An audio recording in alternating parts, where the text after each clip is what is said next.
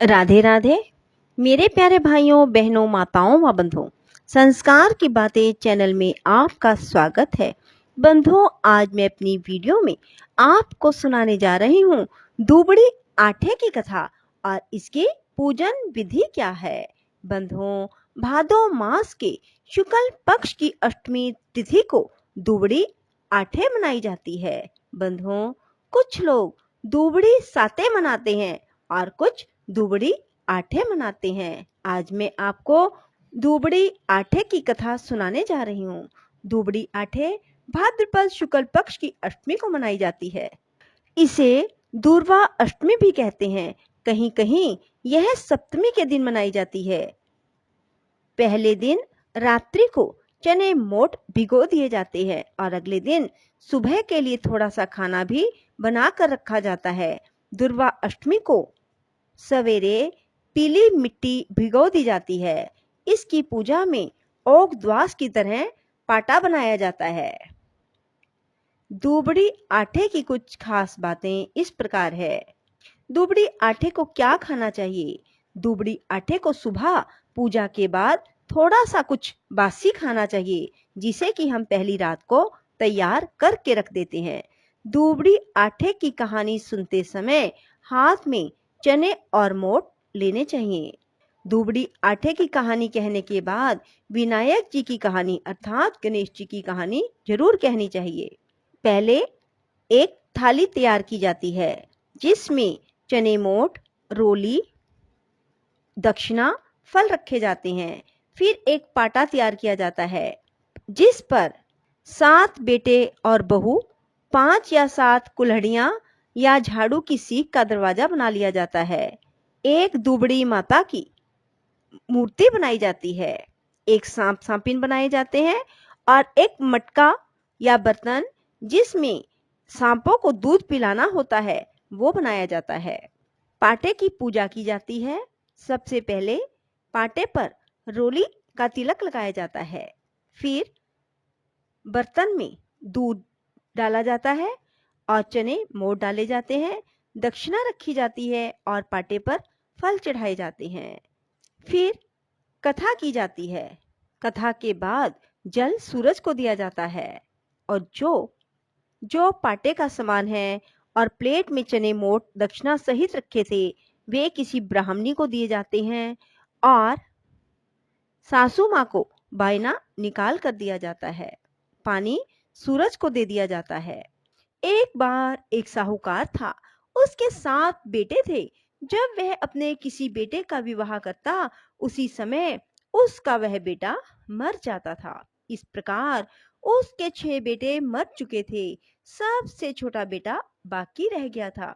एक दिन की बात है, छोटे बेटे के विवाह की बात चली। शादी तय हो गई। रिश्तेदारों को न्योते भी भेजे गए।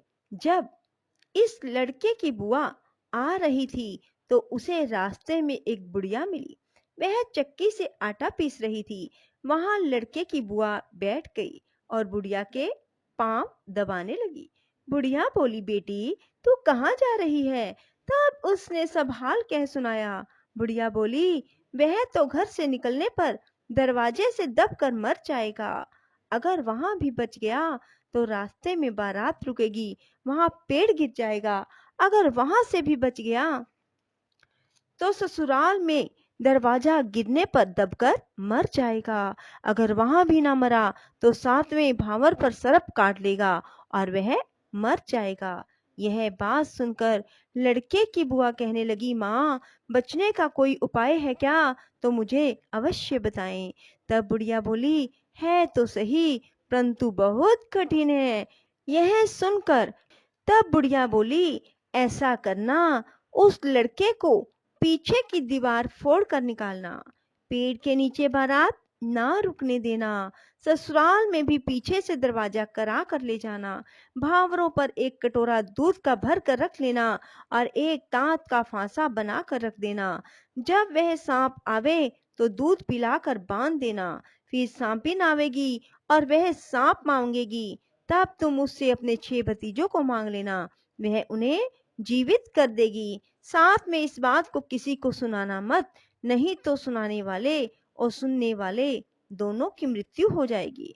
फिर लड़का नहीं बच सकता, यह कहकर बुढ़िया जाने लगी और बोली, मेरा नाम दुबड़ी है। यह सुनकर बुआ घर आई। जब बारात जाने लगी तब वह रास्ता रोक कर खड़ी हो गई और कहने लगी, पीछे से दरवाजा बना कर ले जाओ। तब पीछे के दरवाजे से लड़का निकला तो घर का पुराना दरवाजा गिर गया। तब सब कहने लगे, बुआ ने तो अच्छा किया। जब बारात चलने लगी तो बुआ भी जाने को बोली। सब ने मना किया कि औरतें बारात में नहीं जाती, पर वह नहीं मानी और बारात के साथ साथ चल दी। रास्ते में जब बारात पेड़ के नीचे रुकने लगी तो उसने मना किया और दूल्हे को वहां पर ना बिठाकर धूप में बिठाया। दूल्हे के बैठते ही पेड़ गिर गया। इस बात को देखकर सब बुआ की बड़ाई करने लगे। जब बारात वहां से चलकर ससुराल में पहुंची तो वहां भी पीछे के दरवाजे से जाने को कहा और उसकी बात सब ने मान ली।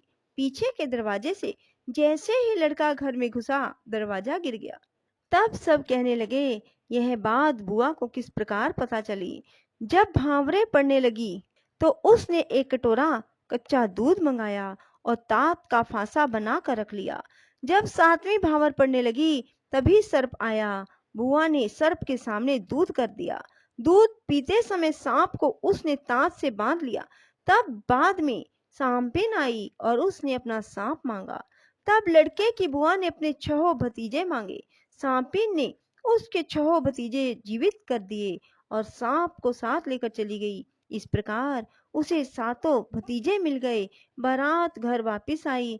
तब लड़के की बुआ ने सप्तमी के दिन दुबड़ी की पूजा कराई। इसी से इसको दुबड़ी साते कहते हैं। हे दुबड़ी मैया, जैसे तूने बुआ को भतीजे दिए, सब किसी को देना। बोलो दुबड़ी माता की जय हो। राधे राधे। जय श्री कृष्णा। बंधुओं, यदि आपको हमारी वीडियो पसंद आए तो इसे लाइक करने के साथ साथ शेयर अवश्य करना। धन्यवाद।